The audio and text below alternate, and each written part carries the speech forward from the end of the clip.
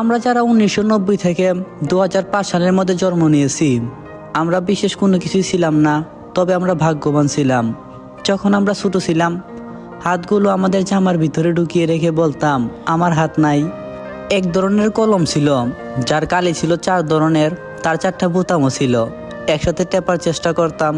আমাদের সময়কালে এক হাত সমান কলমও পাওয়া গেছে, কিন্তু আমরা সেই কলমটাকে কেটে ছোট করে আবিষ্কার করতাম। দরজার পিছনে লুকিয়ে থাকতাম, কেউ এলে চমকে দেব বলে। সে আসতে দেরি করছে বলে অধৈর্য হয়ে বের হয়ে আসতাম। রাতে হাঁটার সময় ভাবতাম আমি যেখানে যাচ্ছি চাঁদরাও আমার সাথে যাচ্ছে। আরো কত কি। কারেন্টের সুইচের 2 দিকে আঙ্গুল চেপে সুইচটাকে অন অফ করার মাঝামাঝি অবস্থানে রাখার চেষ্টা করতাম। স্কুলে যাওয়ার সময় সবাই একসাথে দৌড়াদৌড়ি করে যেতাম। ক্লাসে ঢুকতেই শুরু হয়ে যেত আমাদের খেলা, যেমন ক্রিকেট, চোর ডাকাত, বাবু পুলিশ, আরো কত কি। অনেক সময় তো স্কুলটাও ফাঁকি দিয়ে কয়েকজন বন্ধু মিলে একসাথে ঘুরতে যেতাম, আড্ডা দিতাম। 1 টাকার রঙিন বা নারিকলি আইসক্রিম খেতাম। খাওয়াই মেটাই না খেতে পারলে মনটা খারাপ হয়ে যেত। হঠাৎ আকাশ দিয়ে হেলিকপ্টার গেলে সবাই রুম থেকে বের হয়ে আকাশের দিকে তাকিয়ে থাকতাম। স্কুল ছুটি হলে দৌড়ে বাসায় আসতাম, মিনা কার্টুন দেখবো, সিসিমপুর দেখবো।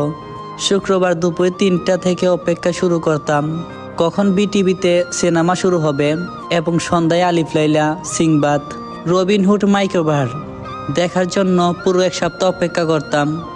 কোনো ধরনের ফল খেতে গেলে ভুলে যদি তার বিচিটা আমাদের পেটে চলে যেত, তখন আমরা চিন্তা করতাম পেটের ভিতরে গাছ হবে কিনা। মাথায় মাথায় ধাক্কা লাগলে সিংহ যাবে, ভয়ে আবারও নিজের ইচ্ছায় ধাক্কা দিতাম। কেউ বসে থাকলে তার মাথার উপর দিয়ে ঝাঁপ দিতাম, যাতে সে আর লম্বা হতে না পারে। বিকালে কুতকুত, কানামাছি, গোলাচর না খেললে যেন বিকালটাই কাটতো না, পুরো মাটি হয়ে যেত।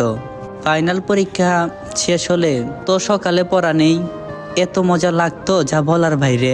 নানু বাড়ি, দাদু বাড়ি যাওয়ার এইটাই তো ছিল সময়। ব্যাডমিন্টন, ক্যারাম, লুডো না খেললে যেন রাতটাই ভালো কাটতো না। ডিসেম্বর মাস, তাও আবার শীতকাল। তা আমাদের ছোটবেলাতে তো আমরা কেয়ারফুলি ছিলাম, তবে ডিসেম্বরের 31 তারিখ যতই এগিয়ে আসতো মনের মধ্যে ভয় ততই বাড়তো, কারণ এই যে ফাইনাল রেজাল্ট দেবে। জানি আমাদের জেনারেশনের যারা এই ভিডিওটা দেখছো, নিশ্চয়ই তোমার অতীত মনে পড়ে গেছে। তোমার মুখে মুস্কি হাসি আমি দেখতে পাইছি। আর এই ভিডিওটা তোমার শৈশবের ওই বন্ধুটাকে মেনশন করো, যার সাথে কাটানো দিনগুলো তোমার বড্ড বেশি মনে পড়ে, ওই শৈশবের। আর হ্যাঁ বন্ধু, অনেক মিস করি তোদের আর তোদের সাথে কাটানো সেই দিনগুলো রে।